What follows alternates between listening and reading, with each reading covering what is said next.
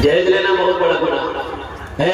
दुनिया वालों छोड़ दो आदत जहेज की, अच्छी नहीं है गीत रिवायत जहेज की। सबसे बड़ा जहेज है ए दोस्त तुम्हारा, सबसे बड़ा जहेज है ए दोस्त तुम्हारा। फिर इसके बाद कुछ नहीं कीमत जहेज की, फिर इसके बाद कुछ नहीं कीमत जहेज की।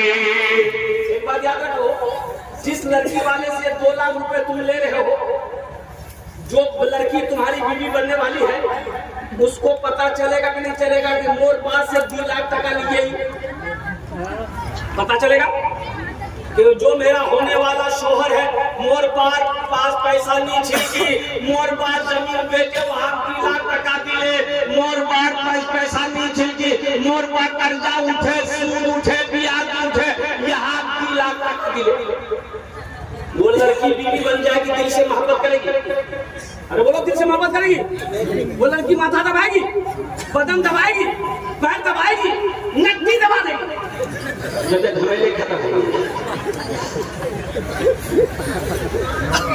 हाथ उठाओ इंशाल्लाह। ना जहेज देंगे ना जहेज लेंगे इंशाल्लाह, अल्हम्दुलिल्लाह। अच्छा, जो ले लिए हैं वापस नहीं होगा।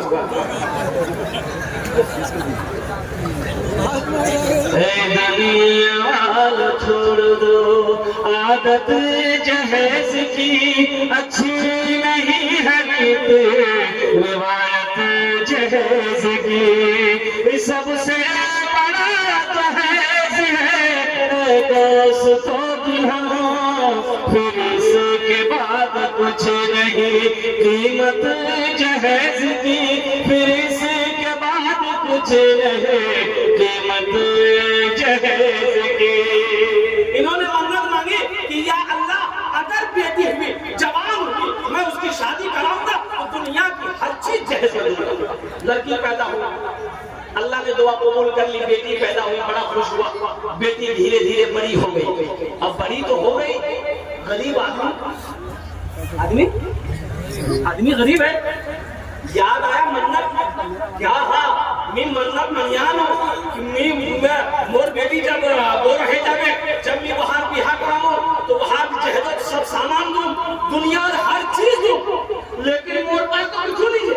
करने की है, कसम पूरी करनी है। एक अल्लाह वाले के पास गए, बोला कि हजरत ये मुसीबत में मैं पड़ गया। कहा कि क्या हुआ? बोला हजरत आप ही इसका हल निकाल सकते। बोले बोलो तो सही क्या हुआ? बोला हजरत मैंने ये मन्नत मांगी थी, या अल्लाह अगर मेरी बेटी हुई, अगर वो बड़ी हो जाएगी, शादी कराएंगे, दुनिया की हर चीज उसको जहेज में देंगे। हजरत मैं ठहरा गरीब आदमी, मेरे पल्ले कुछ नहीं है। तो हजरत ने कहा कि घबराना तो कुरान छोड़ो। अरे सुभान अल्लाह, तुम्हारे घर में कुरान है?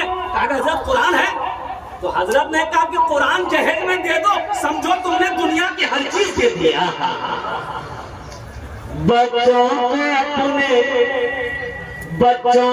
अपने साहिबे ईमान बनाओ, बच्चों को अपने साहिबे ईमान बनाओ, कुरान पढ़ाओ, कुरान पढ़ाओ। बच्चों को अपने साहिबे ईमान बनाओ, कुरान पढ़ाओ, कुरान पढ़ाओ। सरकार की सीरत पे जरा इनको चलाओ, कुरान पढ़ाओ, कुरान पढ़ाओ।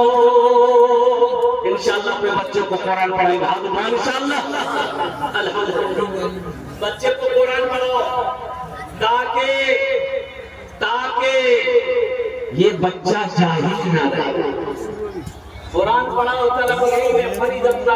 मुस्लिम अल्लाह के रसूल ने इरशाद फरमाया, इल्म का तलब करना हर एक मुसलमान औरत और मर्द दोनों लिंक मिल जाएगा।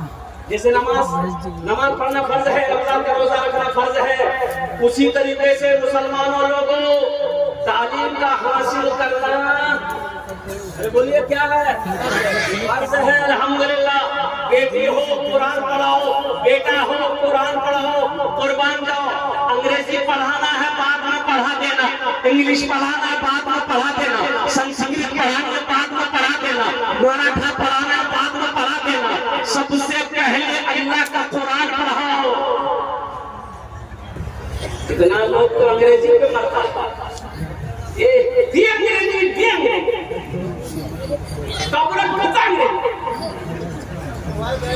मरने के बाद अल्लाह के फरिश्ते सवाल करेगा, मन रब्बो का, क्या बोलेगा? अरे बोलो भाई, तुम्हारा रब कौन है?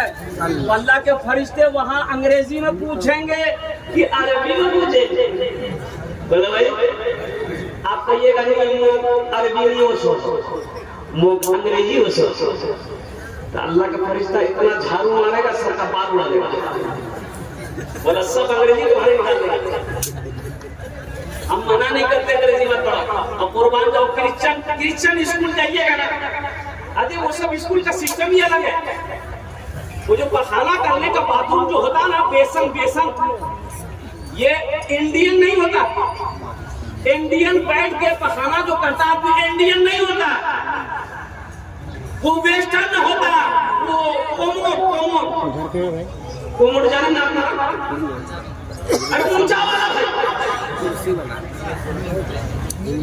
इंग्लिश वाला, हाँ इंग्लिश वाला। अच्छा, हमको आज तक समझ में ये बात नहीं आई कि इसमें बैठ के आदमी कुछ करेगा कैसे कुछ करेगा। अल्लाहु समद। ऐ मुसलमानों, नौजवानों, अपने बच्चे की ईमान को बचाओ, अपने बच्चे की ईमान को बचाओ, ईमान की हिफाजत करो, मदरसे में बच्चे को पढ़ाओ। क्या मेरे मदरसों में अंग्रेजी की पढ़ाई नहीं होती है? हम बड़े बड़े इदारे हैं जहाँ पर बच्चे इंजीनियर बन रहे हैं, डॉक्टर बन रहे हैं, अल्हम्दुलिल्लाह सुब्हान अल्लाह, हिंदुस्तान में ही बड़े बड़े इदारे हमारे। हम अंग्रेजी स्कूल के पीछे क्यों भागे? तो मेरा कहना यह है कि सबसे पहले अपने बच्चों को कुरान पढ़ाओ। क्या पढ़ाओ? मेरा बच्चा इंग्लिश भी पढ़ेगा, हिंदी भी पढ़ेगा, ज्योग्राफिया भी पढ़ेगा, संस्कृत भी पढ़ेगा, मेरा बच्चा बांग्ला भी पढ़ेगा, मेरा बच्चा मराठा भी पढ़ेगा, मेरा बच्चा पंजाबी भी पढ़ेगा, मेरा बच्चा दुनिया का हर भाषा पढ़ेगा। लेकिन मैं चाहता हूँ कि मेरा बच्चा दुनिया का हर भाषा से पहले जो पढ़ेगा वो अल्लाह का कुरान पढ़ेगा। अरे कम से कम मर जाओगे, ये बच्चा कुरान पढ़कर दुआ कर देगा ना, शायद अल्लाह कुरान के सदक़े में आपके गुनाहों को माफ कर देगा।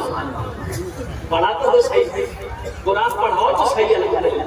अल्हम्दुलिल्लाह, ये चटाई पर बैठकर हमारे असातिज़ा इकराम, हमारे उलमा इकराम, हमारे बच्चों को तराश कर हीरा बनाता है। कुर्बान जाओ, मस्जिद अल्लाह का घर है, मदरसा रसूलुल्लाह का घर है। सुभान अल्लाह, बोले माशाअल्लाह। मदरसे की हालत तो देखी मैंने, आपने भी देखी होगी। मेरा घर संगे मरमर का पत्थर लगा हो मेरे घर, और अल्लाह के महबूब का घर ये झोपड़पट्टी होती। हम चाहते हैं कि मेरे मोहल्ले में अगर मस्जिद हो तो सबके घर से बेहतरीन मस्जिद हो, मदरसा हो तो मेरे घर से बेहतर मदरसा। अल्लाह के महबूब का घर है ये, कुर्बान जाओ मुसलमानों। गारे हिरा में सबसे पहला मदरसा खुला। गारे हिरा से मदरसा ट्रांसफर होकर दारे अरकम आया, दारे अरकम से मदरसा ट्रांसफर होकर मदीना गया, मदीना से ये सारी दुनिया के अंदर में ये मदरसे की शाख है। मदरसा इमामुल अंबिया का घर है। जो सरकार का घर बनाएगा अल्लाह उसका घर बनाएगा कि नहीं बनाएगा? अरे बोलो भाई, बनाएगा नहीं बनाएगा? तो कितने लोग मजमे में तैयार हैं अल्लाह के नबी का घर बनाने के लिए? हाँ भाई, इंशाअल्लाह, माशाअल्लाह। याद मानो नादी साहब कहाँ है? नादी साहब है, अल्हम्दुलिल्लाह। अंदर देखिए, इसमें बहुत सारी चीजों की एक बात याद रखिए, एक बात और पता चला, सबके सब पढ़े लिखे लोग बखील की दोस्ती अल्लाह से नहीं हो सकती है। बखील अल्लाह